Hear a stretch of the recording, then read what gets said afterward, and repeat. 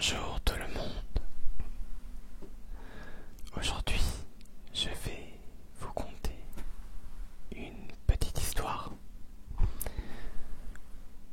Bon, dans ma bibliothèque qui est juste ici, j'ai beaucoup de livres Disney. Et dans cette bibliothèque, j'avais Lilo et Stitch. Et je me suis dit que ça pourrait être sympa à compter,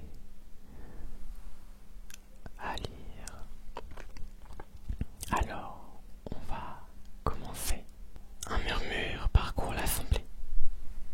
La présidente du Grand Conseil vient de faire arrêter le docteur Jumba Shakiba, directeur scientifique du département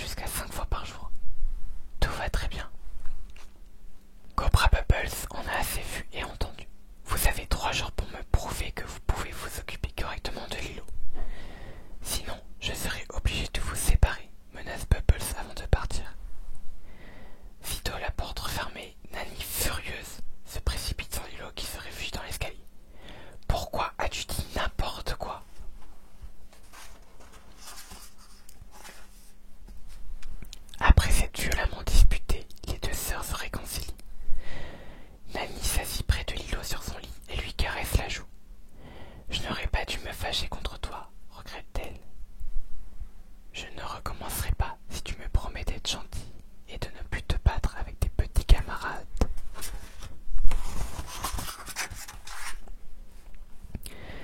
La nuit est tombée. Il est temps pour Lilo de dormir. Nanny pousse discrètement la porte de sa chambre et surprend sa sœur à genoux devant son lit. Les mains jointes, elle prie. J'ai besoin d'un ami, supplie-t-elle, un qui ne me fuira pas. Envoyez-moi l'ange le plus gentil que vous avez. Au même moment, dans la forêt, Expérience 626 s'extire du cratère fumant que son vaisseau spatial a creusé en s'écrasant au sol. Aux aguets, le sourire féroce, les pattes dressées, menaçantes, il inspecte l'île. Un ricanement de joie s'échappe de sa gorge tandis qu'il disparaît dans les buissons.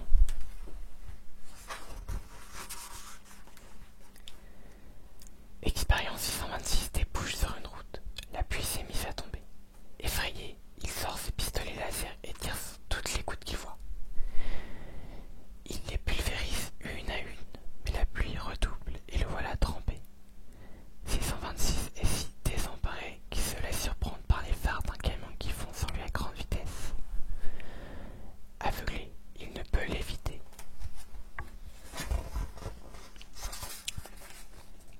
Expérience 626 se réveille le lendemain matin dans un refuge pour animaux où on l'a amené, inanimé, tandis qu'il tente de s'enfuir discrètement en passant par le plafond. Nanny et Lilo discutent devant la responsable de l'animal qu'elle souhaite adopter. Il nous faut un chien, Lilo. Pas un homard, proteste Nanny.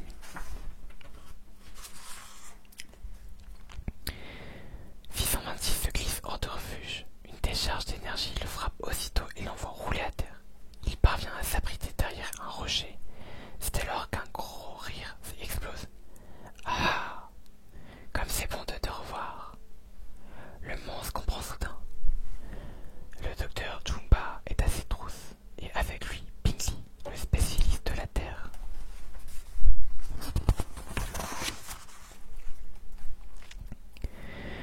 Pour échapper à Jumba, 626 regagne le refuge et reprend sa place dans les cages. Terrorisé, les lapins, les chats et même les chiens grimpent au grillage. Juste à cet instant, Lilo fait son entrée. 626 dissimule aussitôt ses griffes et ses antennes, prend l'apparence d'un petit animal inoffensif. Il serre la petite dans ses bras exactement comme le monstre l'affiche placardée au mur.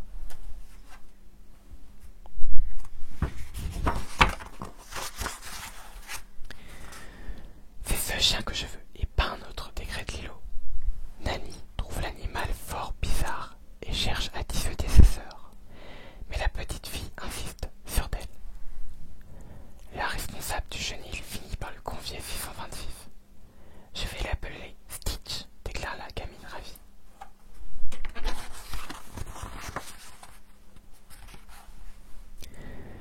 Dès que Nanny a eu le dos tourné, Stitch s'empare d'un tricycle et file avec Lilo, impatient d'explorer son nouveau territoire. Déçu, il constate vite qu'il s'agit d'une petite île où il n'y a aucune grande ville à détruire.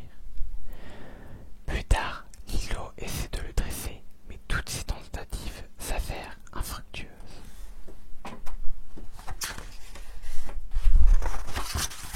Le soir même, Lilo et Stitch dînent dans le restaurant où Nanny travaille comme serveuse.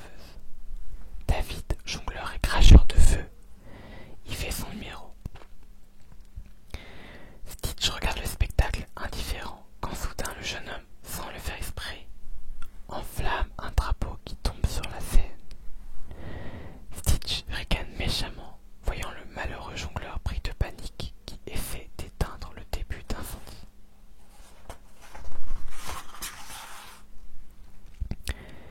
Lilo est très déçue par l'attitude de Stitch dont elle a dessiné le portrait. Tu vois là, sur ce croquis, c'est toi, lui explique-t-elle. La couleur rouge, c'est ton niveau de méchanceté. Tu peux remarquer qu'il est très élevé pour un animal de ta taille. Il va falloir que tu fasses des progrès.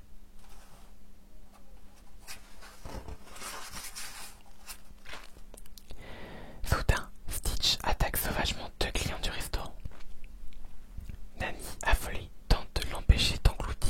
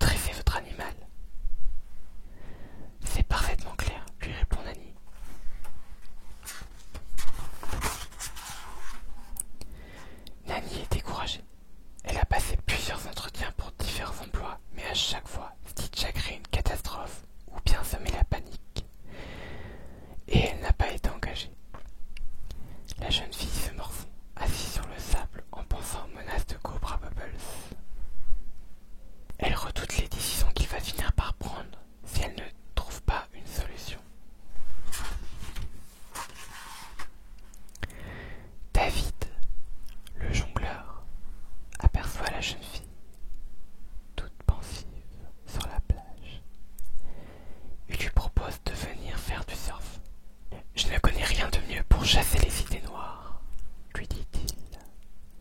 Avec joie, nous en avons bien besoin, s'exclama Nanny.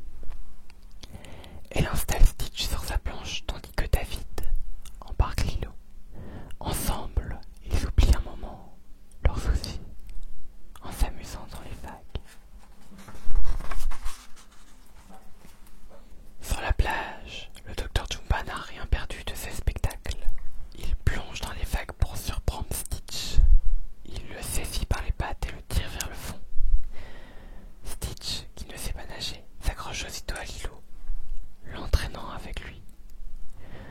Nanny réussit à rattraper sa sœur. Elle la libère, puis remonte avec elle à la surface.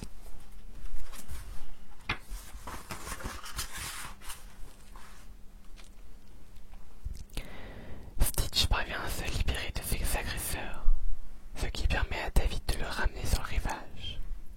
Nanny s'efforce de le ranimer quand elle aperçoit Cobra Bubbles. L'assistance sociale a l'air bien sévère.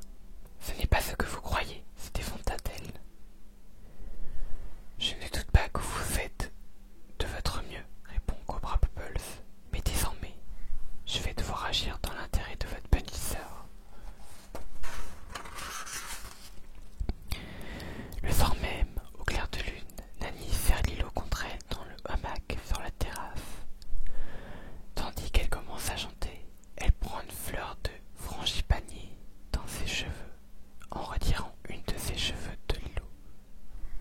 Puis les dépose toutes les deux délicatement dans sa main. À la fin de la chanson, la paume ouverte, elle les laisse s'envoler dans le vent. Stitch assiste à la scène, l'air malheureux.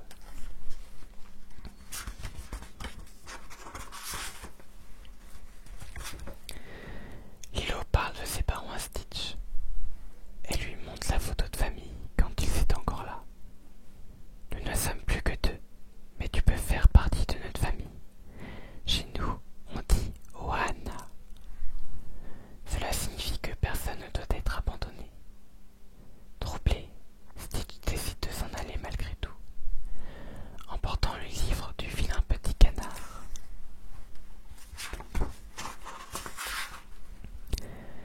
Stitch marche jusqu'à une clairière baignée par la lumière de la lune. Il dépose le livre sur le sol et l'ouvre à la page dont Lilo lui a expliqué les images. Le petit canard écrit qu'il est perdu. Stitch articule ce mot du mieux qu'il peut. Perdu. Puis il le répète de plus en plus fort. Perdu, perdu. Désespéré, l'animal se tourne vers le ciel. Je suis perdu, hurle-t-il.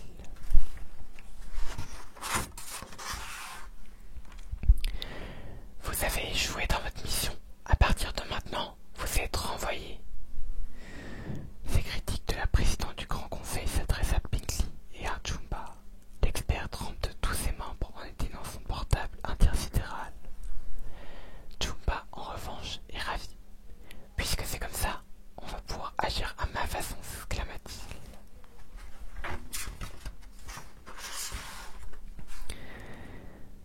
À son réveil, Lilo confie son chagrin à sa grande sœur.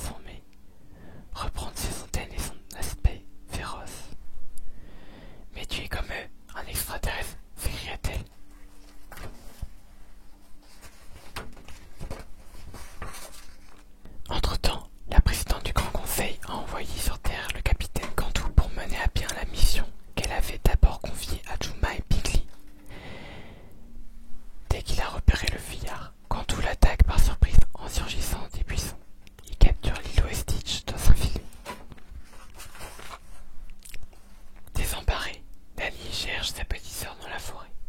C'est alors qu'elle aperçoit le capitaine Cantou chargeant dans son vaisseau spatial un caisson transparent. Nani constate avec horreur qu'il contient Lilo et Stitch. Cantou met ses réacteurs en marche et décolle sous les yeux de la jeune fille, impuissante. Stitch parvient à s'extraire du contenu au moment du décollage. Il retombe lourdement sur le sol étourdi. Nani se précipite pour le frapper avec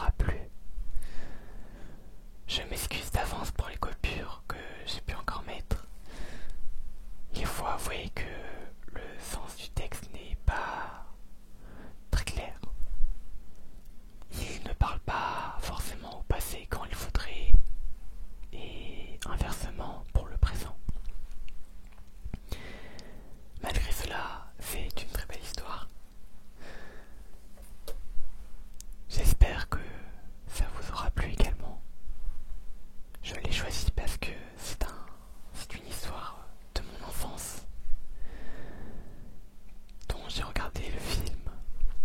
Film qui raconte